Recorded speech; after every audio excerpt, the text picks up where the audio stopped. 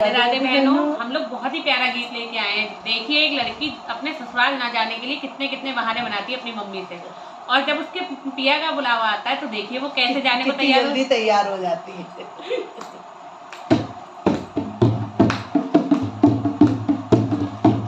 बीता ना करना मम्मी ससुराल जंजाल है, बीता ना करना मम्मी ससुराल जंजाल है।